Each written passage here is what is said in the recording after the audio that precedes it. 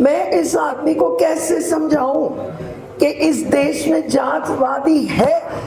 Chief justice का अपना ही फैसला है कि आप रेगुलेशन लाओ, वो तो कभी इस रेगुलेशन को रद्द नहीं करेगा। हमने ऐसे सोचा था। अरे बहुत वरिष्ठ वकील राजीव धवन के जैसे लोग हैं, और हमने तो सुना है कि सुप्रीम कोर्ट के जजमेंट्स भी कोई और लिखता है, जजेस नहीं लिखते हैं। अब तो आसान रास्ता उनको मिल गया है, AI से लिखवा देंगे, मामला खत्म। जजमेंट लिख के कोर्ट में बाहर आते हैं, हमें फैसला सुना देते हैं।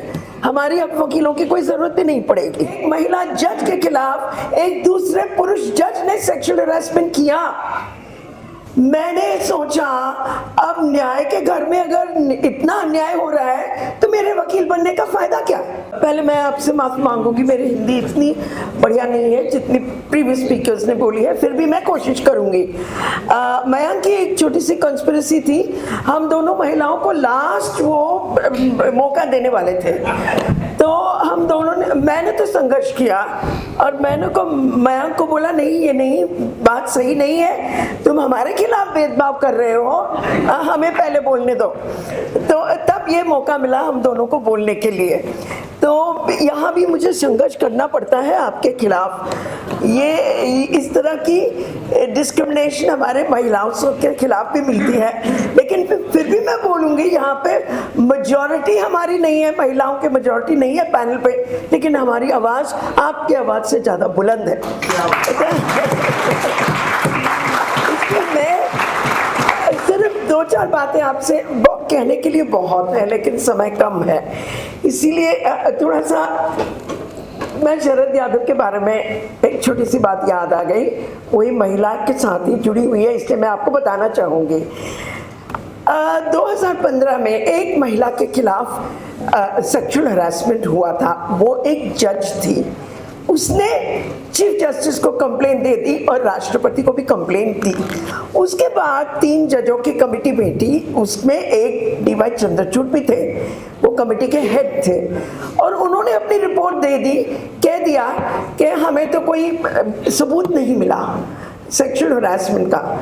उस समय मैं बहुत निराश हो गई, क्योंकि मैं इस महिला को कोर्ट में रिप्रेजेंट करती थी। सोचती रही अब क्या हो सकता है। इतने में मिस्टर KTS तुलसी ने कहा, मैं अपने ही मकान पे एक मीटिंग बुलाना चाहता हूँ, वहाँ पे आपको जो बोलना है बोलो।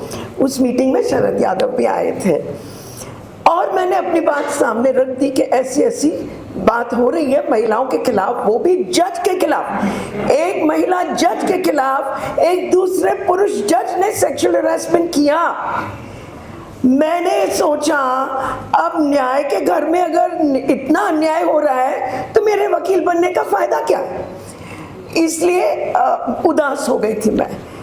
तो मेरी बात सुन के शरद यादव ने मुझे ये कहा कि मैडम, आपने जो मुद्दा उठाया है वो जैसे महात्मा गांधी ने एक चिम्मट नमक का इशू उठाया था, वो इसी तरह का इशू है। ये पूरे देश में ये बात फैलनी चाहिए। और उसके बाद उन्होंने इम्पीचमेंट मोशन पे अपना पहला सिग्नेचर डाला कि इस जज को इम्पीच करना चाहिए। तो ये भी जो मुद्दा है जो आप लोगों ने उठाया है, जो कोर्ट में एक्सीडेंटली उठ गया, वो भी एक चिम्मट नमक की तरह है, ये भी उसी तरह फैलेगा और फैल रहा है, हम देख रहे हैं आंखों के सामने।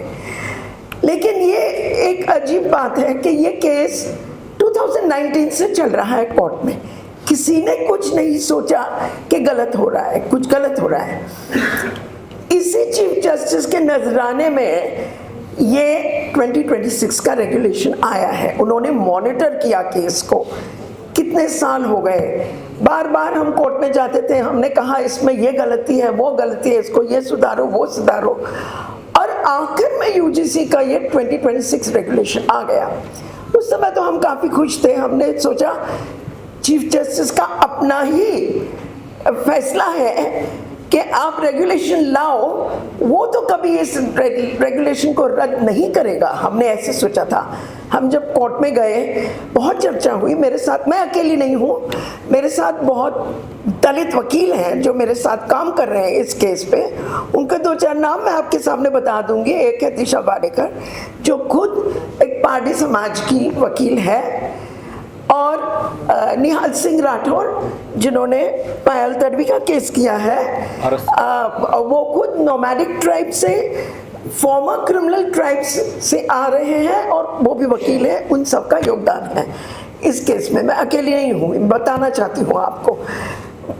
अब जब ये पिटिशन हमारे सामने आया तो मैंने उनको बोला आप फिक्र मत करो, इसी कोर्ट ने तो ये फैसला दिया है ना। लेकिन जब चीफ जस्टिस ने अपना दिल खोल के बात की, उन्होंने जो आपने बताया है यहाँ के, उन्होंने क्या कहा, यही कहा कि इस देश में जातिवादी तो है ही नहीं, तो इस तरह का कानून क्यों लाए आप, यूजीसी को बोला। मैं सुन के चुप हो गई, हैरान हो गई। मैंने सोचा मैं इस आदमी को कैसे समझाऊं कि इस देश में जातवादी है। और एक छोटा सा किस्सा जो मेरे साथ हुआ था कोर्ट के अंदर, मैं आपको बताना चाहूंगी। हमारा जो लेडीज का बार रूम है वहाँ पे एक पानी का डिस्पेंसर है, और मैं तो अपना पानी, अपना काम अपने आप करती हूँ, मैं किसी को कहती नहीं हूँ कि मुझे पानी का एक गिलास दो। लेकिन वहाँ पे जितनी भी महिलाएं बैठी हैं वो ऑर्डर करती हैं, एक गिलास पानी दे दो। इस तरह से बातें चलती हैं हमारे सुप्रीम कोर्ट बार एसोसिएशन में। उस दिन मेरी तबीयत कुछ ठीक नहीं थी, मैंने उस महिला को बोला आप प्लीज़ मुझे एक गिलास पानी दे दो। उसका जवाब क्या था? उसका जवाब था, मैडम आप कैसे मेरे से एक गिलास पानी मांग रही हो, इस एसोसिएशन के कमरे में मेरे हाथ से कोई पानी पीता नहीं है। मैं चुप हो गई, उस समय मैं चुप हो गई। मैं क्या कर सकती हूँ? ना उस महिला को मैं कुछ सुकून दे सकती हूँ, ना मैं उसको किसी को जाके शिकायत कर सकती हूँ। उस समय तो चुप हो गई। लेकिन जब जरनैल सिंह का केस चल रहा था सुप्रीम कोर्ट में, बाय द वे मैंने मंडल कन्वेंशन से लेके आज तक जितने भी रिजर्वेशन के केसेस हुए उसमें मैं शामिल थी। पूरी जर्नी जो आपने सुनाई, कितने अमेंडमेंट्स, कितने कॉन्स्टिट्यूशनल अमेंडमेंट्स हुए हैं, रिजर्वेशंस एंड प्रमोशंस, उसके बाद सीनियरिटी, उसके बाद बैकलॉग, उसके बाद जरनैल सिंह, उसके बाद ये कहना कि SC ST को अपनी बैकवर्डनेस प्रूव करने का कोई जरूरत नहीं है। ये सब के केसेस में मैं शामिल थी, तो मुझे ये पूरी कहानी तो पता ही थी।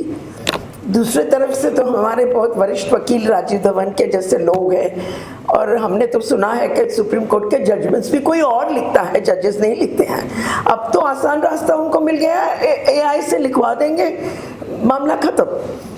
जजमेंट लिख के कोर्ट में बाहर आते हैं, हमें फैसला सुना देते हैं, हमारी अब वकीलों की कोई ज़रूरत भी नहीं पड़ेगी। तो जब चीफ जस्टिस ने ये बात कही, ये मैंने जरनैल सिंह का केस जब चल रहा था मैंने कोर्ट को बताया। आप क्या मुझे क्रीमी लेयर के बारे में बता रहे हो? क्रीमी लेयर क्या चीज़ होती है मैं आपको बता रही हूँ। आपके इस छत के नीचे कास्टिज्म चल रही है, क्या आप करोगे इसके बारे में?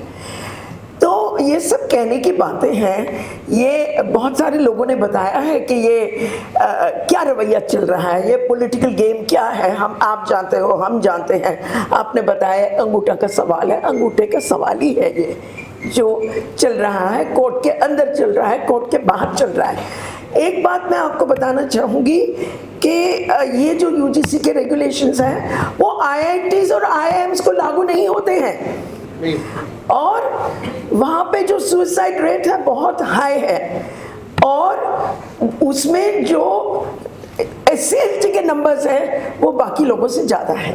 ठीक है, तो कौन सी बात, किससे बात करें, किस को अपना अफसाना सुनाएं? कोई सुनने वाला हो तभी ना।